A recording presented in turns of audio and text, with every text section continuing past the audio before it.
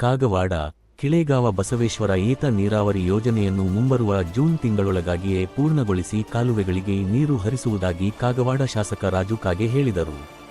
ಅವರು ದಿನಾಂಕ 26ರಂದು ಕಾಗವಾಡ ಮತಕ್ಷೇತ್ರದ ಜೂಗುಳ, ಕಾಗವಾಡ, ಮಂಗಸೂಳಿ, ಐನಾಪುರ ಗ್ರಾಮಗಳಲ್ಲಿ ರಸ್ತೆ ಮತ್ತು ತಾಲೂಕಾ ಕ್ರೀಡಾಂಗಣ ಕಾಮಗಾರಿಗೆ ಚಾಲನೆ ನೀಡಿ ಮಾತನಾಡುತ್ತಿದ್ದರು.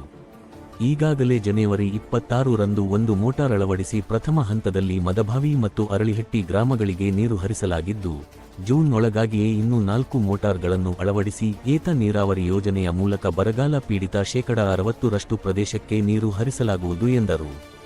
ಕಾಗವಾಡ ತಾಲೂಕನ್ನು ಪರಿಪೂರ್ಣಗೊಳಿಸುವ ನಿಟ್ಟಿನಲ್ಲಿ ಸರಕಾರಿ ಎಲ್ಲ ಇಲಾಖೆಗಳ ಕಚೇರಿಗಳನ್ನು ಕೆಲವೇ ತಿಂಗಳುಗಳಲ್ಲಿಯೇ ಪ್ರಾರಂಭಿಸುವುದಾಗಿ ಹೇಳಿದರು.